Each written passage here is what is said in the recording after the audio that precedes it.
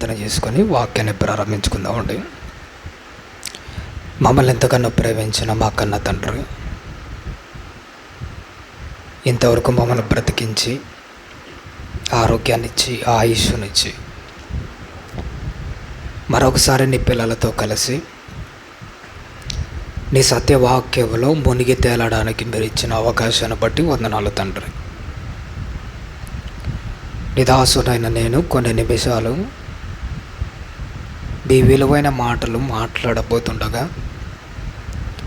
మీరే నాలో ఉండి మాట్లాడతారని ఆశపడుతున్నాను తండ్రి. మీరు మాట్లాడితే మా జీవితాలు బాగుపడతాయి.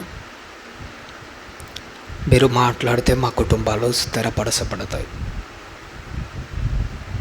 మా ఆత్మీయ జీవితాన్ని ముందుకు తీసుకొని పోయే ఆ మంచి మాటలు నా నోట పలికిస్తావని నేను ఎంతగానో ఆశపడుతూ నన్ను నేను తగ్గించుకుంటూ వాక్యంలో మిమ్మల్ని మాత్రమే హెచ్చిస్తూ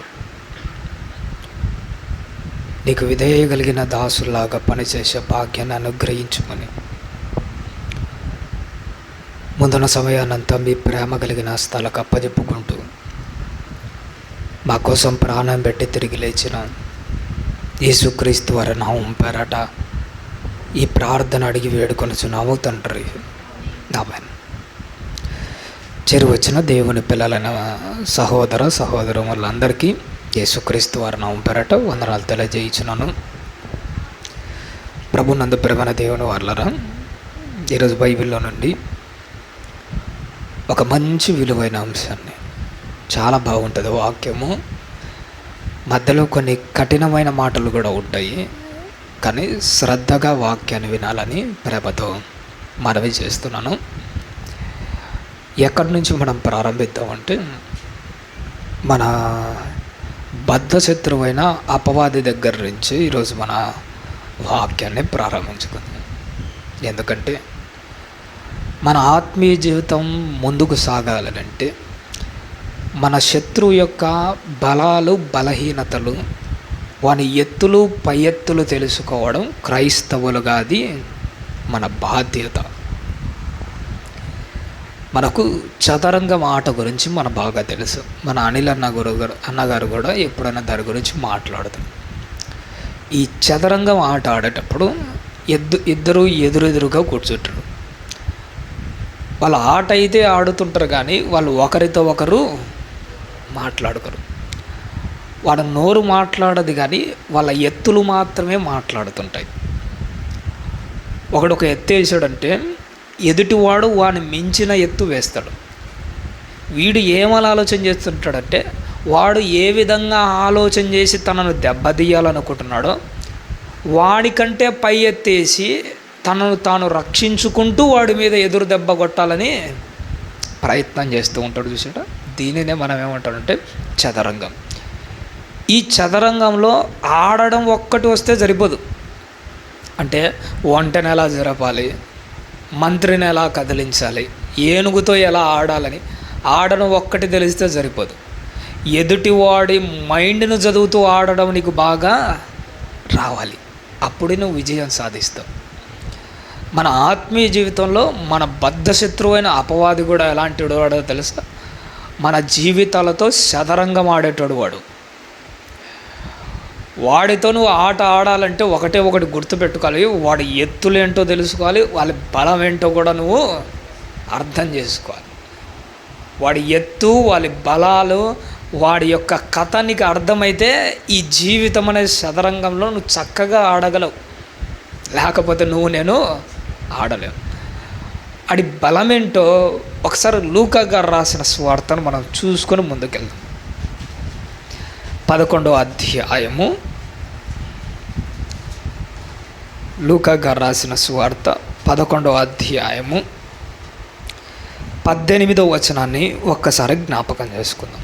లూకా గారు రాసిన సువార్త 11వ అధ్యాయము 18వ వచనమ్మ. సాతానును తనకు వ్యతిరేకముగా తానే వేరుపడిన ఎడల వాని రాజ్యము ఎలాగూ నిలుచును. చాలు తల్లి, ప్రభువు ఇక్కడ ఒక విలువైన మాట మాట్లాడుతున్నాడు. అపవాదికి కూడా ఒక రాజ్యం ఉన్నదట, వాడికి కూడా ఒక సైన్యము ఉంది. ఇప్పుడు దేవుడు అంటున్నాడు, యేసుక్రీస్తు వారు, అపవాది లేదంటే వాడు సైనికులు వాడికి విరోధంగా ఏర్పడ్డాడు అనుకో, వాడి రాజ్యం నిలబడుతుందా? నిలబడదు. వాని వాళ్ళే వాని మీద తిరగబడితే వాని రాజ్యము నిలబడదు. కానీ ఇప్పటికి నిలబడి ఉందా? నిలబడలేదా? నిలబడే ఉంది. అంటే వాడి సైనికులు వాడి మీద తిరగబడలే.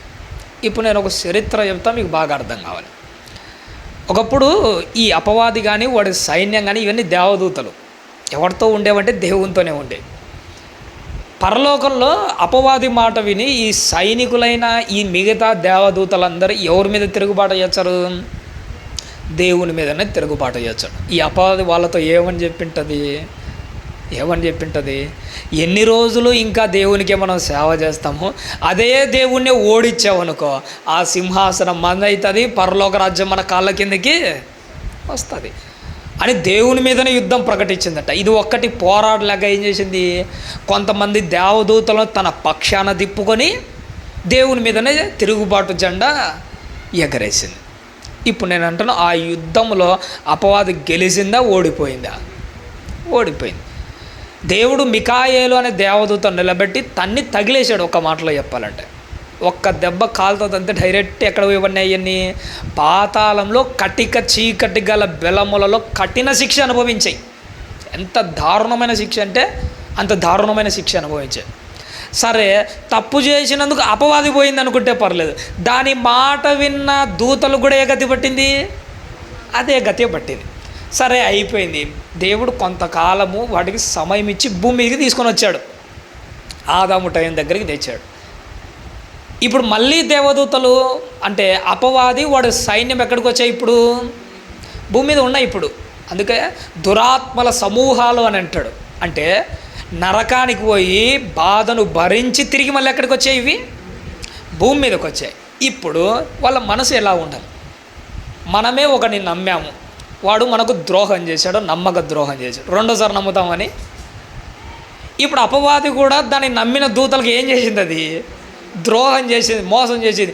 నిన్ను నమ్మింటేనే మా గతి ఇట్టబట్టింది. దేవుడు ఏదో కనికరించి ఇప్పుడు కొంతకాలం భూమి మీదకి తీసుకుని వచ్చాడు. ఇప్పుడు మళ్ళీ నీ మాట విన్నానుకో, మళ్ళీ మా గతి ఏమై కావాలి? దేవుడు శతగొట్టడం కాదు, ఇంకా దారుణం కొట్ట. నీ మాట వినమన్నయ్యా అనాలి, మామూలుగా అనాలి కదా. పోనీ దేవదూతలు ఏమన్నా బుర్ర తొక్కలోయా? అపవాది మాట విన్న దేవదూతలన్నీ బుర్ర లేదా? దాళ్ళకేమన్నా బుర్ర ఉంది, అన్నీ ఉన్నాయి, కానీ ఇంకా ఎవరి మాట వింటున్నాయి? అవి సాతాను మాటనే వింటూ ఉన్నాయి. ఏం చెప్పింటుంది అది? పాపం ఏ మాయ మాటలు చెప్పింటుంది? అది చెప్పడానికి ఉన్న ఒకే ఒక్క మాట.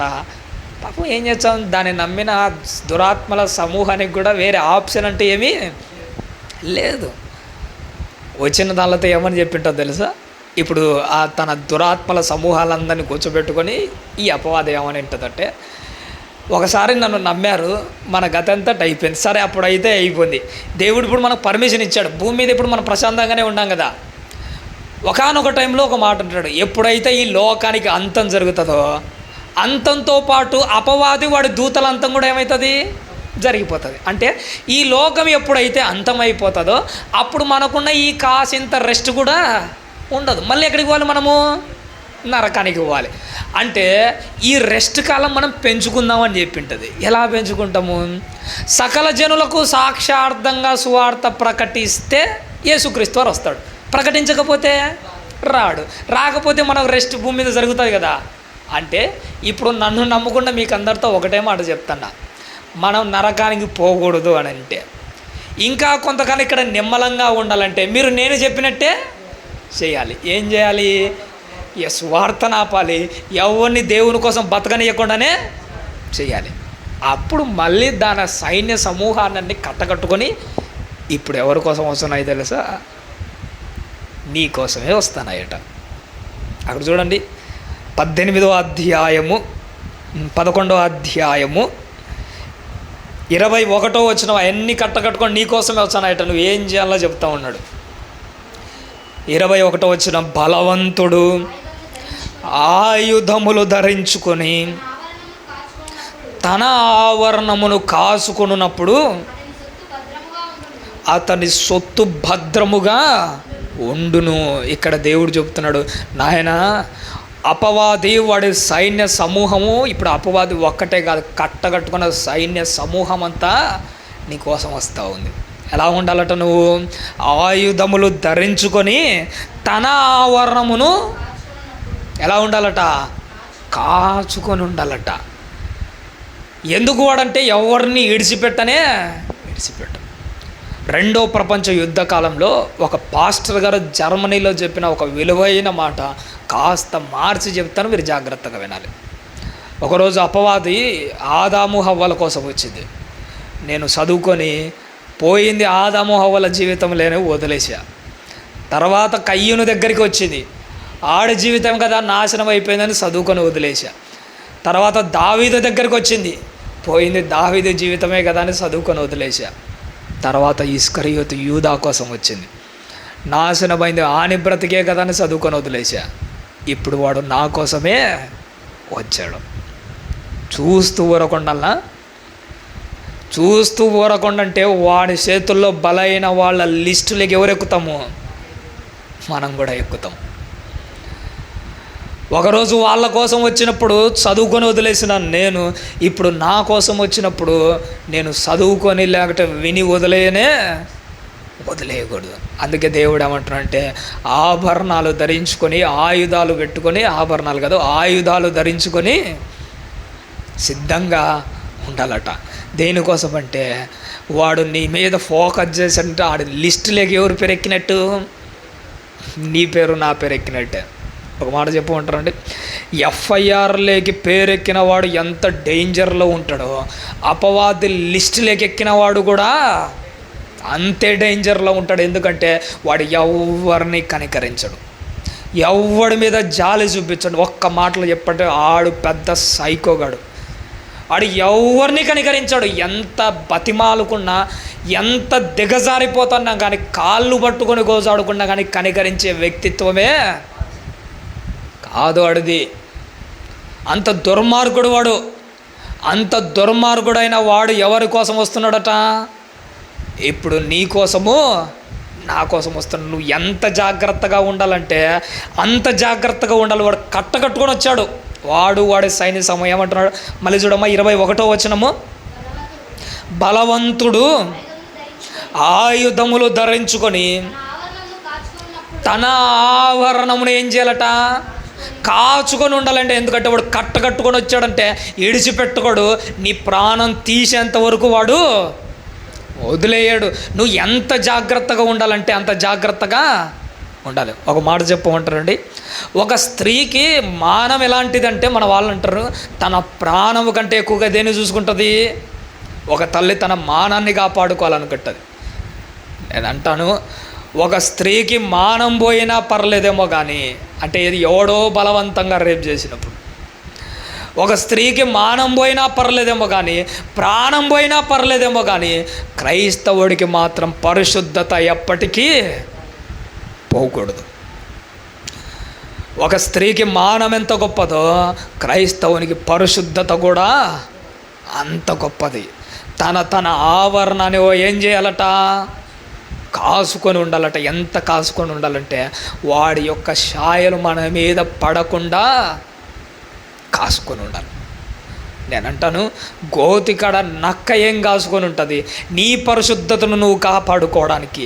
పాపం వచ్చి నీ మీద పడకుండా గోతికాడ నక్క కంటే జాగ్రత్తగా నిన్ను నువ్వు కాపాడుకుంటూ బ్రతకాలి. పరిశుద్ధత పోయిందంటే క్రైస్తవుడా, నీ ప్రాణం ఉన్నా కానీ నువ్వు ఇంకా సచ్చిన శవం లెక్కనే. ఒక మాటలో చెప్పాలంటే ఎలా ఉండాలి? నిరంతరము జాగరూకుడవై ఉండాలి. ఒక కాకిని చూసైనా మనం నేర్చుకోవాలి. కాకి చూసారా? నీ చేతుల్లో ఏమీ లేకపోయినా కానీ ఒక అలా అదిలించగానే ఏమవుతుంది? అది అలర్ట్ అయిపోతుంది. ఒక కాకిని చూసుకో, జాగరూకంగా ఉండాల్సింది. నీ ఇంటి గడప పక్కల కూర్చున్న కుక్కను చూసి చూసుకో, చిన్న అలికిడైనా కానీ అది ఏం చేస్తుంది? అలర్ట్ అయిపోతుంది. ఒక క్రైస్తవులమైన మనము పాపము యొక్క గజ్జల సప్పుడిన్నా కానీ మనం ఏం చేయాలి?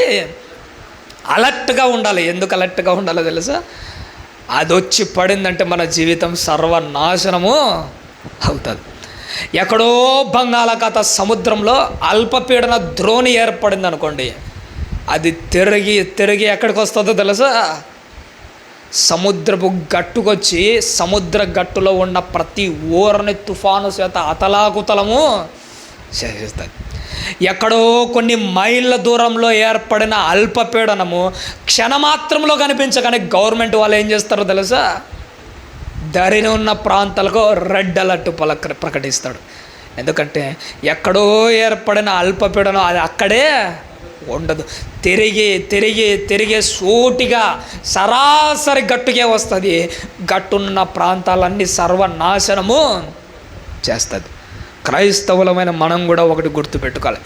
ఎవడో ఎక్కడో ఒక అమ్మాయి మనసులో అల్పపీడన ద్రోణి ఏర్పడిందంటే, ఎవడో ఒక అబ్బాయి మనసులో అల్పపీడన ద్రోణి ఏర్పడిందంటే, నేను అంటున్నది తిరిగి తిరిగి ఎక్కడికి వస్తుందో తెలుసా? క్రైస్తవుడైన వాడి దగ్గరికి వస్తుంది. అనుభవంతో చెప్తాడా 100కి 100% అది నీ దగ్గరికే వస్తుంది. అది ఎవడి మనసులైనా పుట్టనిలే, ఏ అమ్మాయి మనసులైనా అల్పపీడన ద్రోణి ఏర్పడనిలే, ఆ పాపపు ద్రోణి తిరిగి తిరిగి తిరిగి చిట్టసి వరకు క్రైస్తవుని దగ్గరికి వస్తుంది. దాన్ని టార్గెట్ ఎవడంటే అందరూ కాదు, దాని టార్గెట్ క్రైస్తవుడే దాని టార్గెట్. అందుకే నువ్వు ఎట్టుండాలట? అలర్ట్గా ఉండాలి. నీ ఆయుధాలు ధరించుకొని నీ ఆవరణను ఏం చేసుకోవాలంట? నువ్వు నీ ఘటాన్ని కాపాడుకుంటూ జాగ్రత్తగా జాగరూకుడవై ఉండాలి. ఎంత అలర్ట్గా ఉండాలంటే చిన్న అలికిడైనా కానీ మనము పోగొట్టుకోనంత జాగ్రత్తగా ఉండాలి. అందుకే 21వ వచనంలో బలవంతుడు ఆయుధములు ధరించుకొని ఏం చేయాలంటే ఆయుధములు ధరించుకొని అంటున్నాడు. చూసినాడా? అంటే ఆయుధాలు ధరించుకొని నువ్వేం చేయాలి? రెడీగా ఉండాలి. ఆయుధాలు మాత్రం ధరించుకున్నా పర్లేదు, నువ్వు యుద్ధం గెలుస్తావు. నేనంటాను, బైబిల్లో ఒక మాట ఉంటుంది, దావీదు గారు యుద్ధానికి వెళ్ళేటప్పుడు యుద్ధము యెహోవాదే. గొలియాతును చంపాలంటే చిన్న రాయి వల్ల అవుతుందమ్మా? నిజంగా చెప్పాలంటే కాదు. కానీ ఎందుకు అయిందో తెలుసా? యుద్ధం చేసింది దావీదు కాదు కాబట్టిగా. యుద్ధం చేసింది ఎవరట? యెహోవాయే.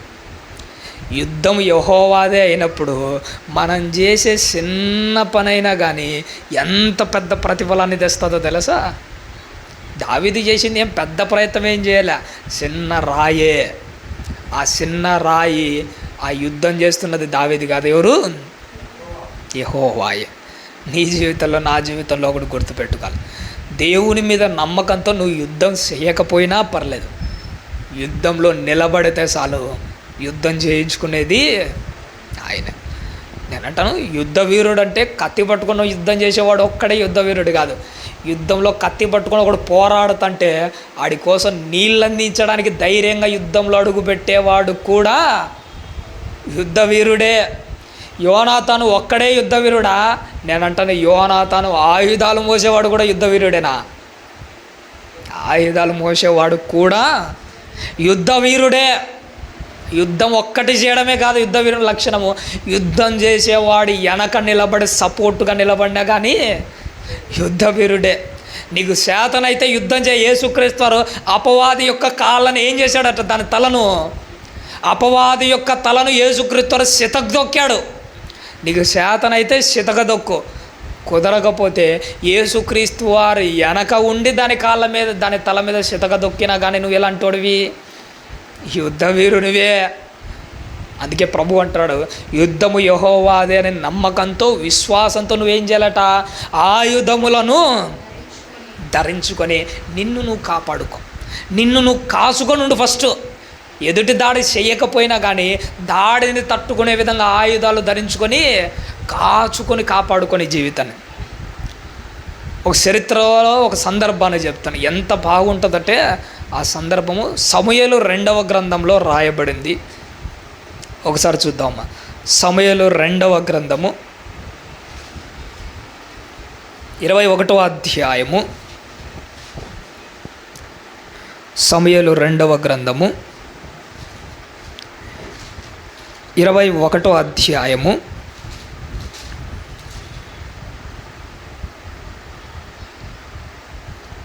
10వ వచనాన్ని ఒకసారి చూద్దామండి. సమూయేలు 2వ గ్రంథము 21వ అధ్యాయము 10వ వచనం. అయ్యా కుమార్తెయగు రిస్పా కోనెపట్ట తీసుకొని కొండపైన పరుచుకొని కోత కాలారంభము మొదలుకొని ఆకాశము నుండి వర్షము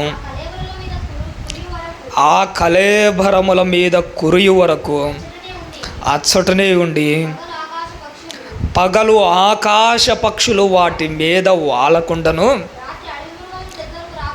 రాత్రి అడవి మృగములు దగ్గరికి రాకుండాను వాటిని కాచుచుండగా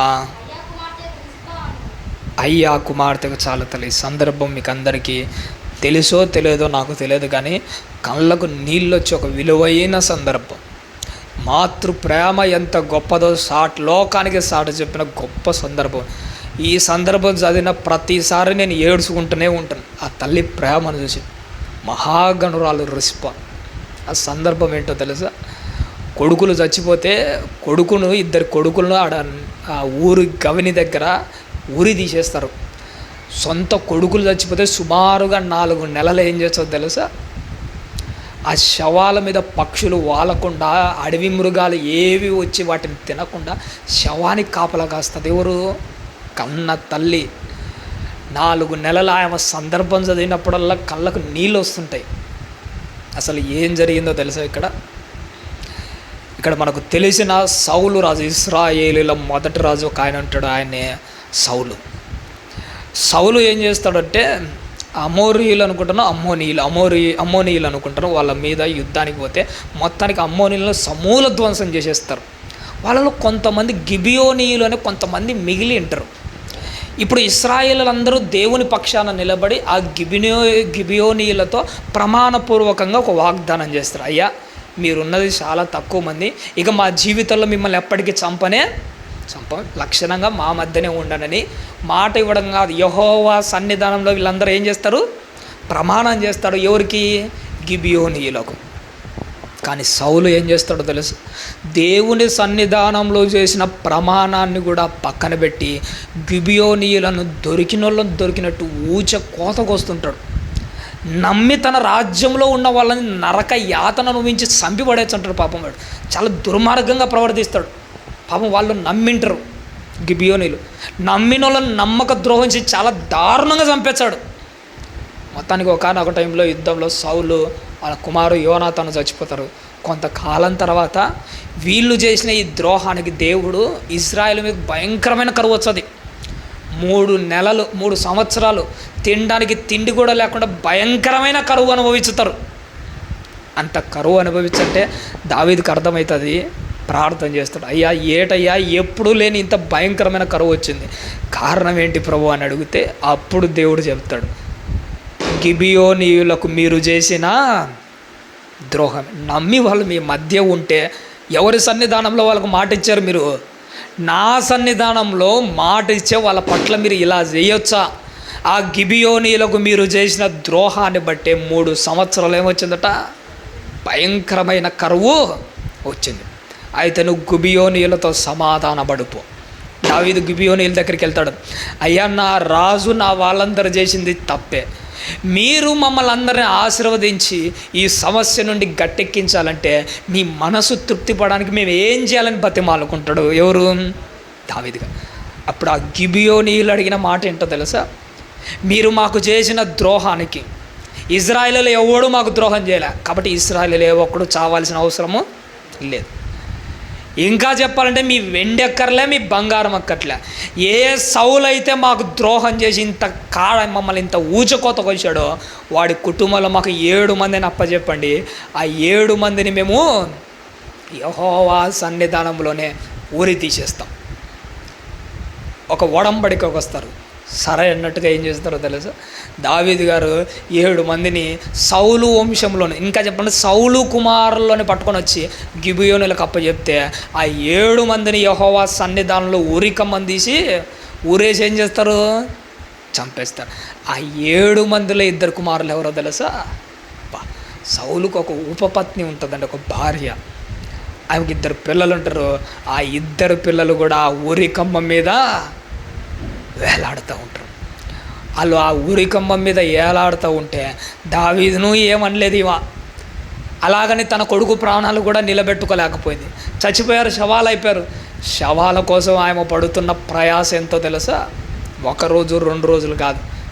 ఆ కొండ చివరనట గోనె పట్ట పరుచుకొని దాని మీద కూర్చొని పగలు ఆకాశ పక్షులు వచ్చి శవాల మీద ఎక్కడ వాళ్తాయని ఎలా తోలుతుంటుందో తెలుసా? వాలకుండా పక్షులు తోలుతుంటుంది. రాత్రి సింహాలు వస్తే, లేకపోతే అడవి మృగాలు వచ్చాయనుకో, వాటిని పోరాడి ఒక వీర వనితగా నిలబడింది.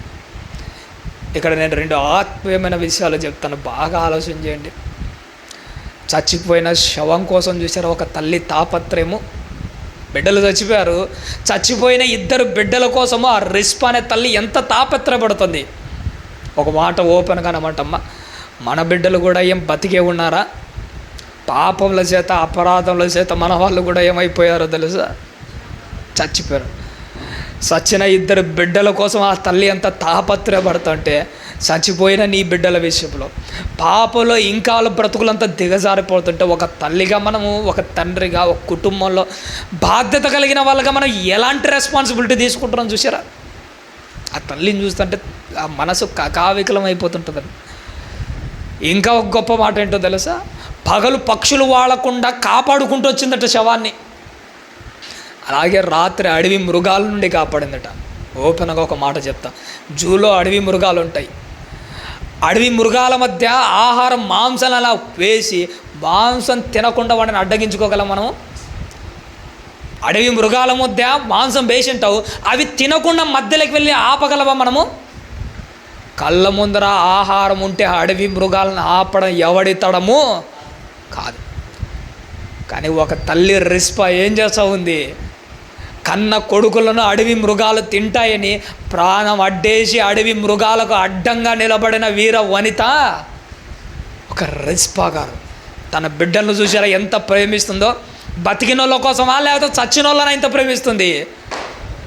చచ్చినోళ్ళ కోసం ఎంత ప్రయాసపడుతుంది. బతికి ఉన్న మన బిడ్డల కోసం చూసారా మనం ఏ ప్రయాస పడట్లే.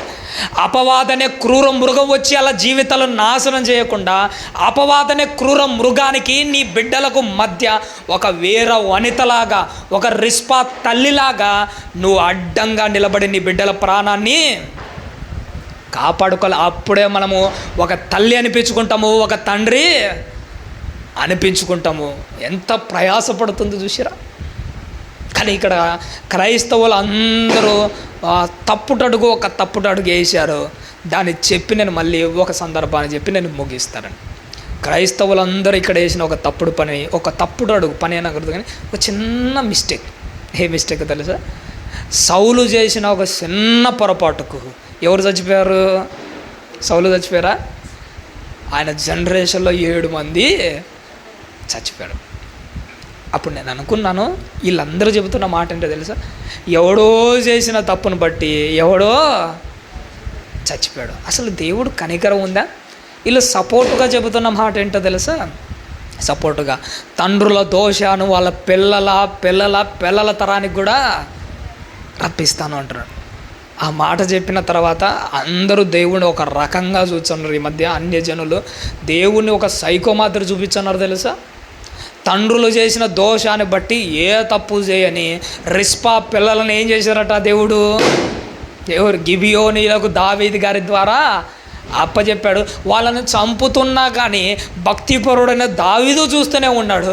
భక్తిపరుడైన దావీదుకు దేవుడు కూడా యెహోవా కూడా చూస్తూనే ఉన్నాడు. దేవుడు ఒక సైకో లెక్క ప్రవర్తిస్తున్నారని చాలామంది అనుకుంటున్నారు.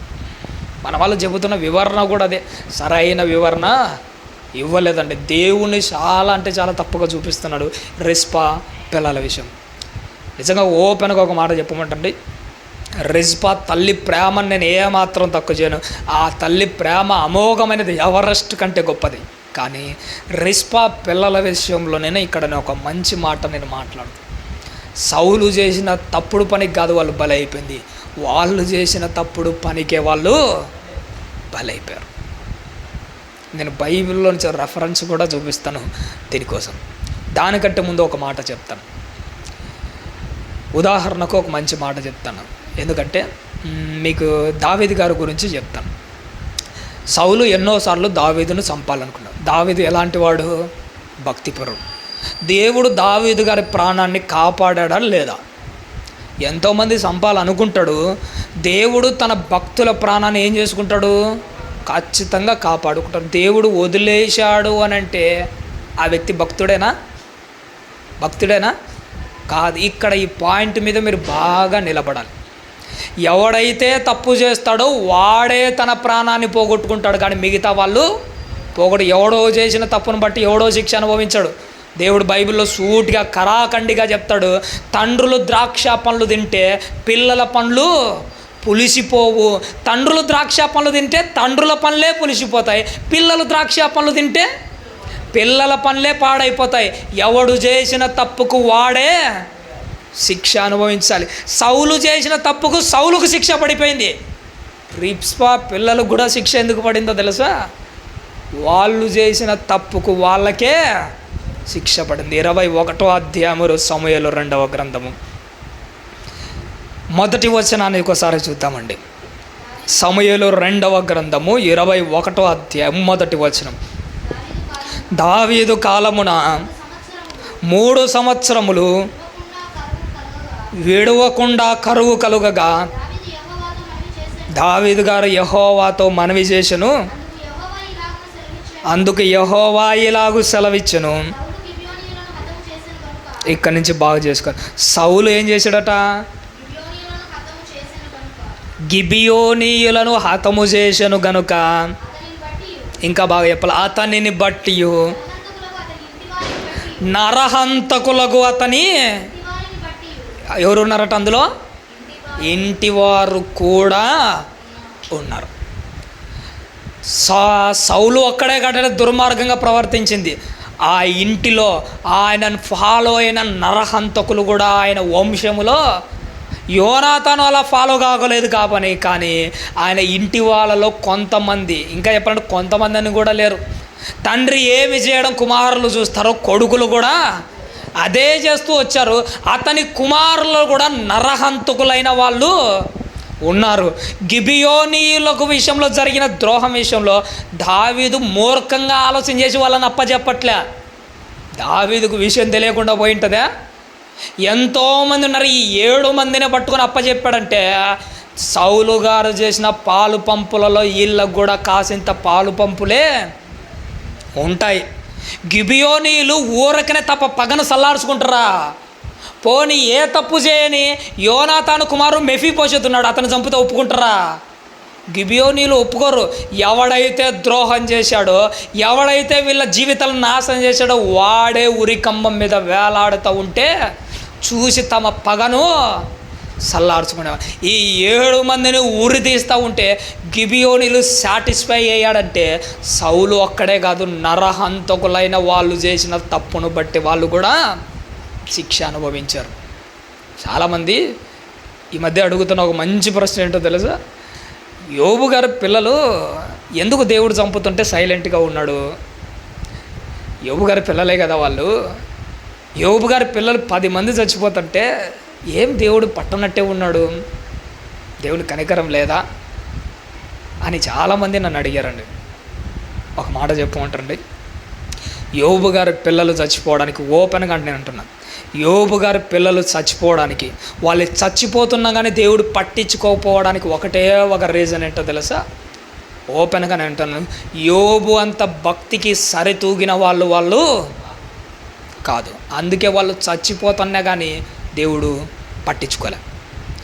అపవాది యోబు గారి ప్రాణం ముడుతుంటే దేవుడు ఏమన్నాడు? నువ్వు కానీ యోబు ప్రాణం ముట్టిన ఒక తాట తీస్తాను వార్నింగ్ ఇచ్చాడా లేదా? యోబు ప్రాణం ఒకలాగా, యోబు పిల్లలు కూడా ఒకవేళ అంతే భక్తిగా ఉంటుంటే వాళ్ళ ప్రాణం విషయంలో ఒక రకంగా ఉంటాడా? ఇద్దరు విషయంలో ఒకే విధంగా ఉంటారు. యోబు విషయంలో దేవుడు ఇంత కఠినంగా ఉన్నప్పుడు యోబు పిల్లలు కూడా ఇంతే భక్తిగా ఉంటే వాళ్ళ విషయం కూడా ఏమనిందు? పోనీలే 10 మంది సరిగా లేకపోయినా ఒక్కడు నీతిగా మందిగా ఉన్నా కానీ దేవుడు అపవాదితో ఏమనేవాడో తెలుసా? 9 మందినైనా తగులు కానీ ఆ మొదటోని జోలికి పోవాకని వార్నింగ్ ఇచ్చేవాడు. 10 మంది చచ్చిపోతున్న దేవుడు సైలెంట్గా ఉండంటే ఒకటే ఒక రీజన్ ఏంటో తెలుసా? యోబు అంత భక్తిపరులు వాళ్ళు కాదు కాబట్టిగా. ఓపెన్గా ఒక మాట అంటారు, యోబు గారు వాళ్ళ పిల్లలు మనసులో తప్పు చేశారేమోనని వాళ్ళ కోసం ఏం చేసేవాడట, అనుమానంతో డౌట్ వచ్చి దహన బలులు అర్పించేవాళ్ళట. నేను ఒక మాట అన్నమాటమమ్మ, ఒకవేళ భర్తకు అనుమానం వచ్చినా కానీ అందులో నిజం ఉంటుందో లేదో తెలియదు, కానీ తల్లికి తండ్రికి అనుమానం వచ్చిందంటే అందులో 99% నిజమే ఖచ్చితంగా ఉంటుంది. మీకు తెలుసో లేదో, కూతురు దారి తొలగిపోతున్నది అనుకోండి, కూతురు దారి తొలగిపోతుంటే తల్లి సర్వసాధారణంగా తల్లిదండ్రులు అనుమానించడు, కానీ ఒక్కసారి నిజంగా వీళ్ళకి అనుమానం వచ్చిందంటే ఎన్నిసార్లు కన్ఫర్మ్ చేసుకుని ఆ డౌట్కి వచ్చి ఉంటారో తెలుసు వాళ్ళు. తల్లికి కూతురు మీద అనుమానం వచ్చిందంటే అది 99% కన్ఫర్మ్ ఏంటది. తండ్రికి అనుమానం వచ్చిందంటే అది 99% కాదు, 100% ఫైనల్ అయితేనే ఏదో ఒక నిర్ణయము తీసుకుంటాడు. యోబు గారు ప్రతిరోజు విడవకుండా తమ పిల్లలు తప్పు చేశారని దహన బలులు అర్పిస్తున్నారంటే వాళ్ళ మీద ఎన్నిసార్లు డౌట్ వచ్చింది. అందుకోసం ఏం చేసుకుంటూ వచ్చాడు, దహన బలులు అర్పించుకుంటూ వచ్చాడు. ఎందుకంటే దేవుడు వీళ్ళని ఈ బలులు చూసి అయినా కానీ మారుతారు, కానీ వాళ్ళు మారలే. అందుకే వచ్చారు. నేను ఓపెన్గా అంటాను, దేవుడు యోబు గారిని చూసి అనుకొని అంటాడు, యోబు నువ్వేం టెన్షన్, 10 మంది పిల్లలు పోయినారనుకో, 10 గాడిదలు పోయినాయి అనుకో, 10 తర్వాత ఇంకా గొప్ప మంది పిల్లలు, నేను వజ్రాలు లాంటి పిల్లలు నీకు చివరిలో ఇస్తాను. ఒకవేళ ఆ పిల్లలు గట్టి వాళ్ళంటే నేను పోగొట్టుకుంటానా యోబు? అపవాది ముడతా ఉంటే వాళ్ళ ప్రాణం తీస్తూ ఉంటే నేను విడిచిపెడతానా?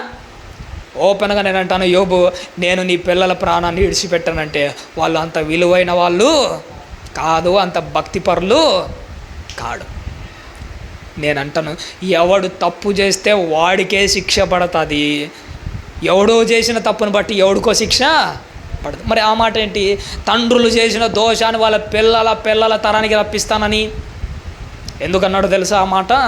తండ్రులు చేసిన దోషము పిల్లలు కూడా అదే తప్పు చేస్తే వాడికి కూడా అదే గతే పడుతుంది. ఎప్పుడు వాడికి అదే గత పడుతుంది? తండ్రి ఏ తప్పు అయితే చేస్తాడో వాడు అదే తప్పు చేసినప్పుడే పడుతుంది. ఒకవేళ తండ్రి చేసిన తప్పు వాడు చేయకపోతే, కోరాహు పిల్లలు చాలా నీచులు, కోరాహు చాలా నీచుడు, కానీ కోరాహు పిల్లలు చాలా పరిశుద్ధులు.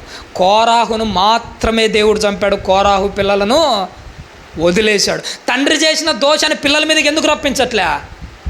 ఆయన రప్పించే మనసు ఆయనది కాదు. ఎవడి మీదకి దోషం వస్తుంది? తండ్రి ఏదైతే చేయడం కుమారుడు చూసి అదే నీచమైన పని చేస్తే వాడికి మాత్రమే శిక్ష పడుతుంది. తండ్రి చేసిన దోషాన్ని కొడుకు చేయకుండా ఉంటే కోరాహు పిల్లలు మాత్రం గొప్ప స్థాయికే వస్తాడు. ఎవడు చేసిన తప్పుకు వాడికే శిక్ష పడుతుంది. ఇప్పుడు అంటాను, రిస్పా పిల్లలకు ఆ శిక్ష పడింది అని అంటే నేను అంటాను ఓపెన్గా, సౌలు చేసిన తప్పును బట్టి కాదు వాళ్ళకు శిక్ష పడింది, వాళ్ళు చేసిన తప్పును బట్టే వాళ్ళకు శిక్ష పడింది. నేను చెప్పిన మాట కాదు, బైబిల్ చెప్పిన మాటనే. ఇక్కడ మనం నేర్చుకోవాల్సిన ఒక విలువైన విషయం ఏంటో తెలుసండి, రిస్పా తల్లి గురించే తెలుసుకోవాలి. ఆ తల్లి చూసారా, తన పిల్లల శవాల మీద పక్షులు వాలకుండా ఎలా కాపాడుకుంటూ వచ్చింది. కన్న ప్రేమ తరుక్కుపోయి ఉంటుంది.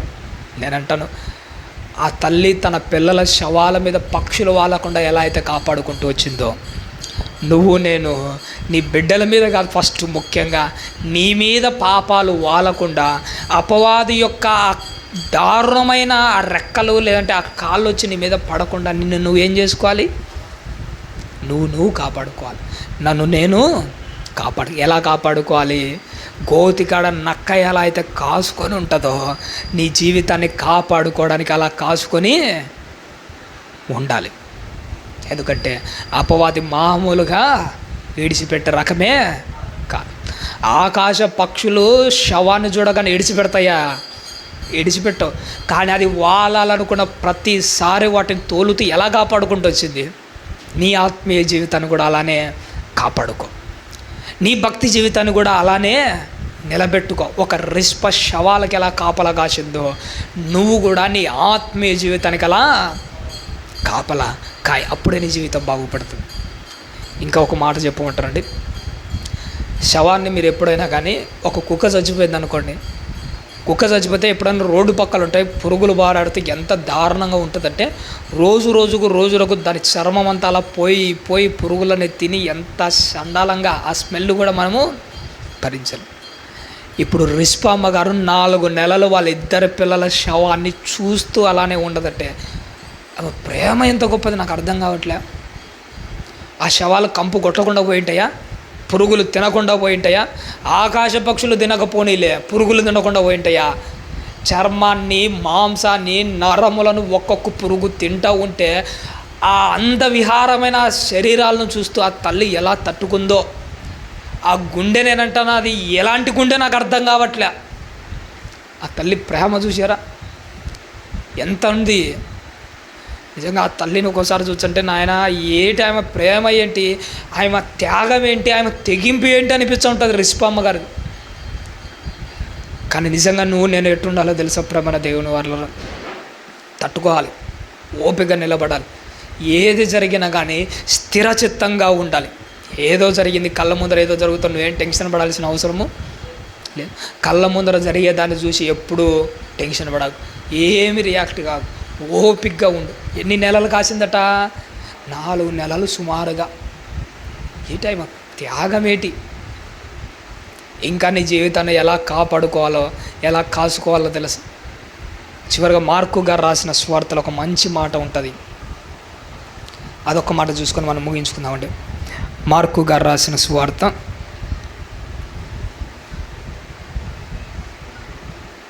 క్షమించండి మత్తయి గారు రాసిన సువార్త 15వ అధ్యాయము, మత్తయి గారు రాసిన సువార్త 15వ అధ్యాయము 22వ వచనాన్ని చూద్దామమ్మా. చివరిగా 15వ అధ్యాయము 22వ వచనం నుంచి, యేసుక్రీస్తు వారు అక్కడ నుండి బయలుదేరి తూరు సీదోనుల ప్రాంతమునకు వెళ్ళగా, ఇదిగో ఆ ప్రాంతముల నుండి కనాను స్త్రీ ఒకటి వచ్చి, ప్రభువా, దావీదు కుమారుడా, నన్ను కరుణింపుము, నా కుమార్తె దయ్యము పట్టి ఎలా అరుస్తున్నాడు తల్లి, కేకలు వేస్తూ ఉన్నట్టు. సందర్భం మనకందరికీ తెలుసు. యేసుక్రీస్తు ఒకానొక ప్రాంతంలో తన పరిచర్యలో ముందుకెళ్తున్నాడు. కనాను స్త్రీ ఒకటి, ఆమె ఇశ్రాయేలుకు సంబంధించినదే కాదు. నిజంగా చెప్పాలంటే అంత భక్తిపరురాలు, అంత విశ్వాసి, అబ్రహాము సంతానము కాదు. కాకపోయినా కానీ ఆమె మనసులో ఒకటి పడింది, యేసుక్రీస్తు ఎంతోమంది జీవితాలు బాగు చేస్తున్నాడు, ఇప్పుడు నా బిడ్డకు కూడా ఏం పట్టిందట, దయ్యం పట్టిందట. నా బిడ్డ దయ్యం వదిలించాలంటే, నా బిడ్డ జీవితం బాగుపడాలంటే నేను ఎవరి దగ్గరికి పోవాలని ఫిక్స్ అయిందో తెలుసా? యేసుక్రీస్తు. ఆయన దగ్గరే నా బిడ్డ జీవితము బాగుపడుతుంది. ఒక మాట చెప్పమంటారు, కనాను స్త్రీ యొక్క కూతురుకి మాత్రమే నా దయ్యం పట్టింది. నేను ఓపెన్గా మళ్ళీ అంటున్నాను, కనాను స్త్రీ కూతురుకు మాత్రమే కాదు దయ్యం పట్టింది. ఆత్మీయ జీవితంలో మన ఇంట్లో ఉన్న మన కూతుర్లకు, మన కొడుకులకు కూడా ఎన్నోసార్లు లోక సంబంధమైన దయ్యాలు ఎన్నో పట్టాయి. ఆ తల్లి తన కూతురు దయ్యం విడిపించుకోవడానికి యేసుక్రీస్తు వారి కాళ్ళ దగ్గరకు వచ్చింది. కానీ ఇప్పటికీ మన బిడ్డలకు పట్టిన దయ్యాలు వదిలించుకోవడానికి తల్లులు చూసారా యేసుక్రీస్తు వారి కాళ్ళ దగ్గరికి రావట్లే. ఆ తల్లి ఏమని అరుస్తుంది? ఒకటే మాట, అయ్యా దావీదు కుమారుడా, లేదంటే యేసుక్రీస్తు ప్రభువా, నన్ను కరుణించు. నన్ను కరుణించైనా కానీ నా బిడ్డ ప్రాణాన్ని నిలబెట్టు. నా బిడ్డ నిన్ను అడగలేకపోవచ్చు అయ్యా, నా బిడ్డ నీ దగ్గరికి రాలేకపోవచ్చు అయ్యా, నన్ను చూసైనా కానీ నా బిడ్డను కాపాడయ్యా. ఒక తల్లిగా, ఒక తండ్రిగా, ఒక కుటుంబ యజమానురాలుగా నీ బాధ్యత ఏంటో తెలుసు తల్లి. నీ కొడుకు లోకంలో తిరగనీలే అమ్మా, వాడు ప్రభు దగ్గరికి రాలేకపోనీలే. ప్రభువాడు రాలేకపోతున్నాడయ్యా, నా బిడ్డ సరైన దారిలో లేదు ప్రభువా, నన్ను చూసైనా, నన్ను కనికరించైనా కానీ నా బిడ్డ పట్ల దయ చూపించు ప్రభువా. ఒక తల్లిగా నువ్వు అడగలేవా? ఒక తండ్రిగా నువ్వు గోజాడుకోలేవా? ఒక భార్యగా మనల్ని మనం అలా చేసుకోలేమా? దేవుని దగ్గర బతిమాలుకోలేమా? అడుగుతుంది, కేకలు వేస్తుంది, నా పట్ల దయ చూపించు. ప్రభు రెస్పాన్స్ చూడండి ఎలా ఉందో. అందుకు ఆయనతో ఒక్క మాట అయినను ఏమని లేదట, ఒక్క మాట కూడా చెప్పి ఆయనేమో బతిమాలుకుంటుంది. దేవుడు పలికాడా? పలకలే, ఒక్క మాట కూడా పలకలే. సరేలే పలకలేదు కదా, ఎంతసేపు బతిమాలుకుంటామని వెనక్కేమైనా పోయిందా? దేవుని దగ్గర నువ్వు ఒకటి సంపాదించుకోవాలంటే ఎప్పటికీ ఒకటి గుర్తుపెట్టుకో, దేవుడు పిలవగానే ఎప్పటికీ పలకడు. పలకలేదని ఎనికిపోతావా? మన ఇంటి ముందర కుక్క వస్తుంది చూసినరా, మనం భోజనం ప్లేట్లో పెట్టుగానే మా ఇంటి గేటు దగ్గరికి ఒక కుక్క వస్తుంది. రాగానే ఫస్ట్ చూడగానే మనం వెంటనే చేసే పని ఏంటో తెలుసా? దాన్ని తోలుతాం. తోలినంత మాత్రం పోయిందనుకో దానికి భోజనం దొరుకుతుందా? దాని బాధ్యత ఏంటో తెలుసా? తోలినా కానీ పోకూడదు. 1 నిమిషం, 2 నిమిషాలు, 3వ నిమిషం అయినా కానీ మన మనసులో ఏం కలుగుతుంది? పెట్టాలనే అనిపిస్తుంది దానికి. ఇది నీకు అర్థమైతే, ఆ రోజు కనాను స్త్రీ యేసుక్రీస్తు అని అడిగింది, కానీ దేవుడు ఏమైనా రెస్పాండ్ అయ్యాడా? ఏం పలకలేదట. పలకలేదని ఎన్నిక్కుపోయింటే తన కూతురు జీవితం బాగుపడుతుందా? దేవుడు పలకలేదని విడిచిపెట్టాకు, పలకలేదు అని అంటే ఇంకాను ఎక్కువగా ఆయనను బతిమాలుకోవాలి, విడిచిపెట్టకూడదు. ఆయన పలకలేదని ఏం చేస్తాడంటే ఇంకా ఎక్కువ అడుస్తున్నాడట. నీ ఆత్మీయ జీవితంలో ఒకటి గుర్తుపెట్టుకో, మోకాలేసి ప్రార్థన చేసింటావు, దేవుడు సమాధానం ఇవ్వలేదని విడిచిపెడతావా? 2వ ఆప్షన్ ఏంటో తెలుసా? విడిచిపెట్టడం కాదు నీ ఆప్షను, ఇంకా గట్టిగా ప్రార్థన చేయడము, ఇంకా గట్టిగా కేకలు వేయడమే నీ ఆప్షన్ అని మాత్రం మర్చిపోకు. ఎంతవరకు అరవాలి? నువ్వు అనుకున్నది దేవుని చేతుల్లో నుంచి సంపాదించుకునేంత వరకు. కనాను స్త్రీ పట్టు వదలన్నట్టు నువ్వు కూడా పట్టు వదలకూడదు. ఆమె అరిసే అరుపులకు పక్కనున్న శిష్యులకు ఒకటే అన్నాడు. ఏమన్నాడో తెలుసా? ఏంటి ప్రభువా, ఆమె అలా అరుస్తూ ఉంది, ఒక్కసారి ఆయన వైపు చూడు. ఎవరన్నారు? పక్కనున్న శిష్యులు అన్నారు. చూసారా? నువ్వు కూడా మోకాలేసి ప్రార్థన చేస్తుంటే దేవుడు నిశ్చలంగా ఉన్న పక్కనున్న దేవదూతలన్నా అనాలి, చూడు ప్రభు ఆయన ఎలా ప్రార్థన చేస్తా ఉన్నాడో, ఆ తల్లి చూడు ప్రభు ఎలా రొమ్ము కట్టుకుంటుందో, ఒక్కసారైనా చూడు ప్రభు అని దేవదూతలైనా అనే స్థాయికి నువ్వు రావాలి. అలా పట్టు వదలకుండా ఇడిచిపెట్టకుండా ప్రార్థన చేయాలి. అలాంటి గొప్ప ప్రార్థన నీలో నాలో కనిపించాలి ప్రభువైన దేవుని వారు. ఉదయం కూడా నేను బల్లారంలో ఒక మంచి మాట నేను మాట్లాడాను, దేవుడు నా ద్వారా మాట్లాడించాడు. ఈ మధ్యకాలంలో మన వాళ్ళు ప్రార్థన చేసుకోండి అంటే ప్రార్థన చేసడానికి ఏం పడుతున్నారట? సిగ్గుపడుతున్నారట. ఒక అయ్యని అడిగాను, ఏటన్నా ఉదయాన్నే లేచి ప్రార్థన చేసుకుంటావా అంటే, అన్న చెప్పిన మాట ఏంటో తెలుసా? నాకు ప్రార్థన చేసుకుంటే ఎట్లా ఉంటుంది. ఎందుకు అంటే నాకు సిగ్గండి అన్నాడు. అంటే ప్రార్థన చేసుకుంటే సిగ్గేంటి?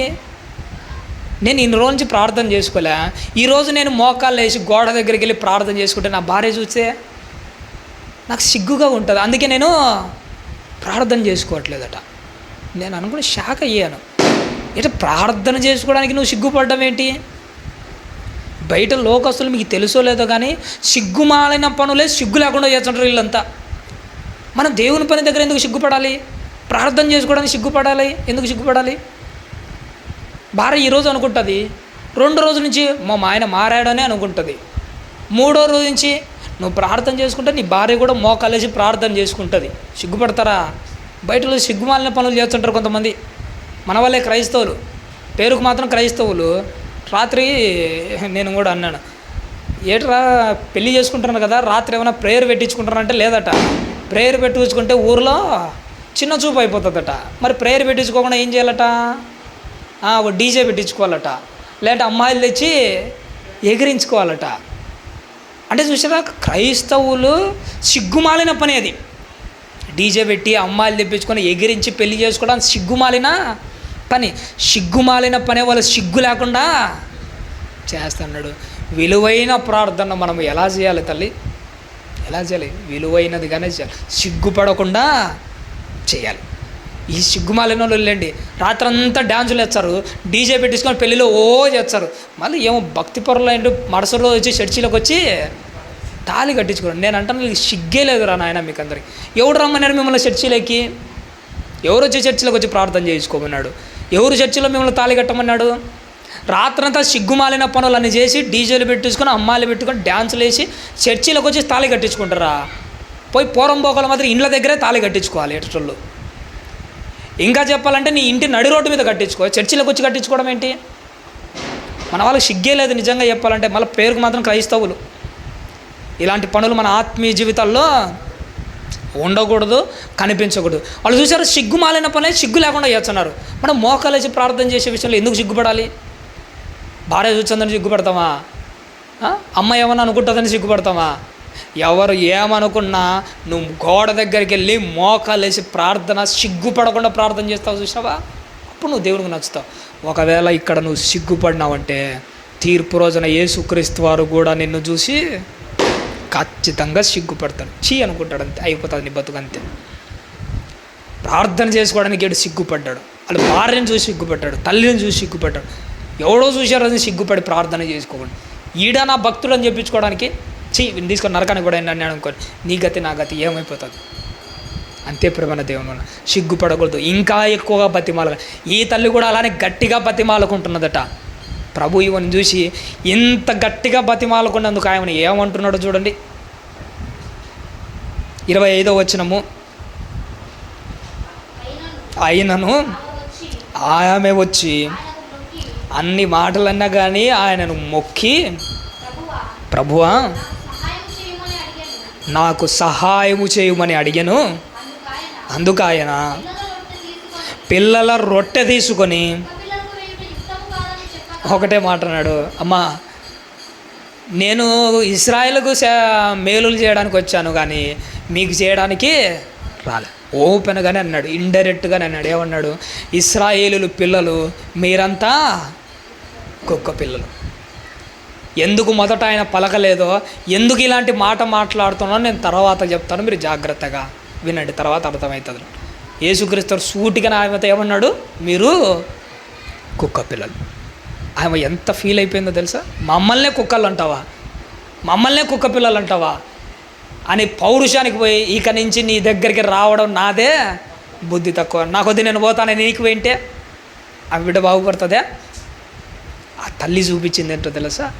యేసుక్రీస్తు కుక్క పిల్లలన్నా కానీ వినయంతో, అవును ప్రభువా మేము కుక్క పిల్లలమే, నువ్వు నేను సక్రమంగా దేవుని కోసం బతకకపోతే దేవుడు అంటాడు దారి తప్పిపోయిన గాడిదలని అంటాడు, కుక్క పిల్లలు అంటారు, ఇంకా చెప్పండి కుక్కలనే అంటాడు. ఫీల్ అవుతామా?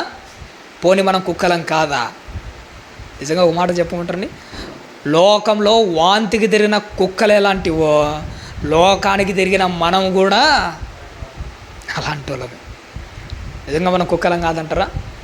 నిజంగా తప్పు చేసి లోకం వైపు పోతున్న ప్రతిసారి మనం కుక్కలమేనండి. ఆ తల్లి చూసారా? అవును ప్రభువా మేము కుక్క పిల్లలమే. తనను తాను ఎంత తగ్గించుకుంది. ఒక సుంకరి మాత్రం నువ్వు నేను కూడా ఏమని ప్రార్థన చేయాలో తెలుసు? అవును ప్రభువా లోకంలో వాంతికి తిరిగిన కుక్కలమేనయ్యా మేము, దయతో మమ్మల్ని క్షమించాడు ప్రభువా, మళ్ళీ ఇలాంటి తప్పులు చెయ్యం ప్రభువా, దయతో నన్ను కనికరించని. నిన్ను నువ్వు తగ్గించుకుంటే ఏమైపోతుంది? పౌరుషాలకు పోతామా? ఒకరోజు కొమ్ములు తిరిగిన పొట్టేలు అనుకున్నదట, పౌరుషానికి పోయి నాకే అడ్డం వచ్చదా ఈ కొండ అని చేసి ఏం చేసిందట? కొండను పోయి ఢీ కొడుతుందట. ఎవరి మీద మన పౌరుషాలు చూపించాలి? సరే కొండ మీద పౌరుషం చూపించినందుకు దీనికి పట్టిన గతి ఏంటి? దాని జీవితమే నాశనం, తల ఒగులు కొట్టుకుంది. దేవుని మీద పౌరుషం చూపిస్తే ఎవరి జీవితం ఏం కాదు, నీ జీవితమే నాశనం అయిపోతుంది. దేవుని దగ్గర నువ్వు చూపించాల్సింది పౌరుషం కాదు, ఆయన కాళ్ళ దగ్గర నువ్వు చూపించాల్సింది వినయం, విధేయత. పౌరుషంతో దేవుని దగ్గర ఏమీ సాధించుకోలేము, అదే వినయంతో అన్నీ సాధించుకోవచ్చు. ఎందుకు కుక్క పిల్లలు అన్నాడో తెలుసా? ఇవ్వను ఆమె తగ్గింపు నోట్లో నుంచి ఒక మాట వస్తుంది. ఏమంటారో తెలుసా? అవును ప్రభువా మేము కుక్క పిల్లమే, బల్ల మీద పడే రొట్టె మొక్కలతో ఆకలి తెలుసుకుంటామయ్యా, మా పట్ల కనికరించి. ఆమె తగ్గింపుకు యేసుక్రీస్తు గులాం అయిపోతాడు. ఆయన చూడండి ఏమంటున్నాడు చివరి అది ఒక్క మాట చూడు తల్లి. అందుకు యేసు అమ్మా ఏమంటున్నాడు? అమ్మా నీ విశ్వాసము. ఎందుకు ఆ రోజు సైలెంట్గా ఉన్నాడు? సైలెంట్గా ఉంటేనే ఆమె వినయం ఇంకా బయటికి వస్తుంది. నలుగురికి తెలియడం కోసం మొదట సైలెంట్గా ఉన్నాడు. కుక్క పిల్లలని ఎందుకన్నాడు తెలుసా? ఒకటే మాట, ఈమె తగ్గింపు చూసైనా కానీ నలుగురికి బుద్ధి రావాలని, ఇంకా చెప్పండి సిగ్గు రావాలని. అందుకే ఆమెను కుక్క పిల్లలన్నా కానీ ఆమె వినయాన్ని చూసారా? ఒకటే మాట, అమ్మా. ఎంత ప్రేమ కలిగిన మాట. ఆమె మనసు ఎంత తృప్తిపడి ఉంటుంది. నిజంగా ఒక మాట చెప్పమంటారండి, వెన్నైనా కానీ కరగడానికి లేట్ అవుతుందేమో కానీ దేవుని మనసు కరగడానికి అరక్షణం కూడా లేట్ కాదు. నీ వినయంతోనే అది సాధించుకోవాలి. ఆ తల్లి చూసారా, కనాను స్త్రీ తన బిడ్డ ప్రాణాన్ని వినయంతో సంపాదించుకుంది, దేవుని దగ్గర విధేయతతో సంపాదించుకుంది. ప్రభు అన్నాడు, అమ్మా నీ విశ్వాసము గొప్పది. ఇంకోసారి అంటది, ఇశ్రాయేలీలలో నేను ఇలాంటి విశ్వాసం అన్నాడు, యేసుక్రీస్తు అనే అబ్బురపరిచిన విశ్వాసం ఆయమది, యేసుక్రీస్తు అనే అబ్బురపరిచిన విశ్వాసం ఆయమది. కానీ నీలో నాలో ఏం కనిపించట్లేదు, విశ్వాసం. ఎంత విశ్వాసం కనిపించట్లేదట, ఆవగింజంత విశ్వాసం కూడా. ఒకసారి లోకల్లో ఒక మాట ఉంటుంది చివరిగా, ఒక్కోసారి అంటుంటారు సిగ్గుమాలైన మాటలు మాత్రం మాట్లాడినట్టుంటుంది. అది నాకు ఎందుకో కుక్కకున్న విశ్వాసం కూడా లేదంటుంటారు. చూసినారా, ఈ మధ్య ఒక వీడియో చూశానండి, ఒక వీడియో చూశాను. ఆ ఇంటి ముందర సీసీ కెమెరా పెట్టాడు, ఆ సీసీ కెమెరాలో రికార్డ్ అవుతుంది. ఇంటి ముందర వాళ్ళది ఏదో అడవికి దగ్గరగా ఉన్నట్టుంది ఆ ఇల్లు. ఆ ఇంటి గేటు దగ్గర అమ్మాయి ఆడుకుంటూ ఉంది, పక్కనే కుక్క పడుకొని ఉంది. ఆ సీసీ కెమెరాలో రికార్డ్ అవుతుంది. ఒక చిరుతపులి అమ్మాయి కోసం వచ్చింది, చిన్న బిడ్డ కోసం పరిగెత్తుకుంటూ వచ్చింది, గొంతు పట్టుకొని ఈడ్చుకొని పోదామన్నంత దగ్గరకు వచ్చింది. అది గొంతు ఇలా పట్టుకొనే లోపే కుక్క వచ్చి దీని గొంతు పట్టుకుంది. ఓపెన్గా నేను ఒక మాట అంటాను ఏంటంటే, అసలు చిరుతపులితో పోరాడేంత శక్తి కుక్కకుంటుందా? ఉండదు. కానీ దాని విశ్వాసం ఏంటో తెలుసా, నా యజమానుడు 3 పూటల కడుపు నిండా భోజనం పెడతా ఉంటే ఈ మాత్రమైన విశ్వాసం చూపించకపోతే ఎలా? ప్రాణాలు అడ్డేసి పోరాడింది ఆ రోజు. అది దాన్ని చూస్తూ ఉంటే నా మనసు, అరే కుక్కకున్నంత విశ్వాసం కూడా నాకు, అంతే కూడా కుక్కకున్నంత విశ్వాసం కూడా లేదు. చూసినారా, దేవుడు విశ్వాసం చూడాలనుకున్నది కుక్కలో కాదు, విశ్వాసం చూడాలనుకున్నది మనలో ఉండాలి ఆ విశ్వాసం. నిజంగా ఓపెన్గానే ఒక మాట అంటే, కుక్కకైనా మనం ఎంగిలం ఎత్తుకులేస్తాం, దేవుడు మనకి ఎంగిలం ఎత్తుకులేసాడా? నేను మహారాజు లెక్క చూసుకుంటున్నా ఈ లోకంలో, కానీ నీలో నాలో కుక్కకున్నంత ఆ విశ్వాసం కూడా మనకు లేదు. కుక్కకున్నంత విశ్వాసం ఎందుకులండి, ఆవగింజంత కూడా అలా చివరకు లేకుండా పోతుంది. చూసిన ఇలా ఉంటే ఏం ప్రయోజనం చెప్పండి? మారాలి కదా ప్రేమన దేవుడు, సంపూర్ణంగా ఉండాలి కదా. నిన్ను నువ్వు కాపాడుకోవాలి. ఎలా కాపాడుకోవాలంటే నిన్ను నువ్వు కాసుకొని ఉండాలి. కనాను స్త్రీ తన కూతురు ప్రాణాన్ని ఎలా కాపాడుకుంది? యేసుక్రీస్తు వారి కాళ్ళ దగ్గర కాసుకొని తన బిడ్డ ప్రాణాన్ని సంపాదించుకుంది. నువ్వు నీ బిడ్డ ప్రాణాన్ని సంపాదించుకొని మాత్రం నేను చెప్పాను, చేతనైతే సంపాదించుకో, చేత కాకపోతే నిన్ను నువ్వైనా సంపాదించుకో, నీ ప్రాణాన్నైనా నిలబెట్టుకో. నువ్వు ఒక్కనివైనా తిరిగి ఎవరి దగ్గరికి వెళ్ళాలి? తండ్రి దగ్గరికి వెళ్ళాలి. చివరిగా నేను ఒక మాట చెప్తాను. ఈ మధ్యకాలంలో ఒక ఆర్టికల్ చదివానండి. ఆర్టికల్లో కనపడింది ఏంటంటే, ఒక సైనికుడిని తన భార్య యుద్ధానికి పంపిస్తుంది. సైనికుని యుద్ధానికి పంపించేటప్పుడు తన భార్య ఆ సైనికుని అడుగుతూ ఉంది, అయ్యా నువ్వు నన్ను ప్రేమిస్తున్నావా అన్నదట. నేను నిన్ను ప్రేమిస్తున్నానండి అన్నదండి. అప్పుడు ఆ భార్య తన భర్తతో అన్న మాట ఏంటో తెలుసా, సరే యుద్ధం ముగించుకొని ఆ దేశం నుండి వచ్చేటప్పుడు నీకోసం ఏం తీసుకురావాలి? అయ్యా నువ్వు నన్ను ప్రేమిస్తున్నావు కదా, నువ్వు నా కోసం ఏమి తీసుకురాకపోయినా పర్లేదు, కానీ నువ్వు ఒక్కడి వస్తే చాలా, నాకు ఏం వద్దయ్యా అన్నదండి. దేవుడు కూడా నీ నుండి ఆశపడుతున్నది ఏంటో తెలుసా, నువ్వు ఆదివారం 10 భాగాలు తీసుకొని రా అన్నాడు. 10 రూపాయలు కానుకేయని కూడా అడగడు. నువ్వు ఏమి తీసుకురాకపోయినా పర్లేదు, కానీ నువ్వు మాత్రం ఒక్కని వస్తే చాలు. తప్పిపోయిన కుమారుడు పోయేటప్పుడు సగం ఆస్తి పట్టుకొని పోయాడు, ఆస్తి అంతా అనుభవించాడు. తిరిగి వచ్చేటప్పుడు ఆస్తితో వచ్చాడా? ఏమీ లేకుండా వచ్చాడు. రే ఏమీ లేకుండా వచ్చావని వెనక్కి పోరన్నాడా? రే ఏమీ లేకపోయినా పర్లేదురా, నువ్వు ఒక్కని వచ్చావు చూసావా చాలురా. దేవుడు నువ్వు ఏం తీసుకొని వస్తున్నావని చూడడు, నువ్వు ఒక్కని వస్తే చాలు. పరలోకంలో నీ తండ్రిని సంతోషపెట్టే ఆ నిజమైన ప్రేమ ఏంటో తెలుసా, అపవాది యొక్క బాణాలు ఎదుర్కొని క్షేమంగా నువ్వు ఒక్కడివైనా కానీ, నిజంగా చెప్తాను, నీ ఒంటి మీద నూలు పోగులు లేకపోయినా పర్లేదు, నువ్వు మాత్రం క్షేమంగా ఎక్కడికి చేరుకోవాలి? పరలోకానికి చేరుకోవాలి. అది నీలో నుంచి నాలో నుంచి దేవుడు ఆశపడుతున్న విలువైన విషయం. ఎందుకంటే అపవాది కనికరించదు, వాడు నీ జీవితాన్ని నాశనం చేయాలనుకుంటా. నిన్ను నువ్వు కాపాడుకోవాలి. ఎలా కాపాడుకోవాలి? ఒక రిస్పా తన పిల్లల్ని ఎలా అయితే కాపాడుకుందో నీ ఆత్మీయ జీవితాన్ని అలా కాపాడుకోవాలి. ఒక కనాను స్త్రీ తన బిడ్డ ప్రాణాలను ఎలా అయితే యేసుక్రీస్తు వారి కాళ్ళ దగ్గరికి వెళ్ళి కాపాడుకుందో, నీ భక్తి జీవితాన్ని అలా కాపాడుకోవాలి. నిన్ను నువ్వు అలా కాపాడుకొని క్షేమంగా నువ్వు ఎక్కడికి వెళ్ళాలి? నీ తండ్రి దగ్గరికి. నువ్వు ఒంటరిగా అయినా పర్లేదు, ఏమీ లేకపోయినా పర్లేదు, నువ్వు ఒక్కనివైనా కానీ క్షేమంగా ఆయన కాళ్ళ దగ్గరికి చేరుకోవాలి. అలాంటి జీవితం నీది నాదై ఉండాలి. ఈరోజు ఆలస్యమైంది ఏమనుకోవద్దు. ఓపికతో విన్నందుకు మీకు అందరికీ నా నిండు మనసుతో వందనాలు తెలియజేస్తూ ఈ నా మాటలు ముగిస్తున్నాను.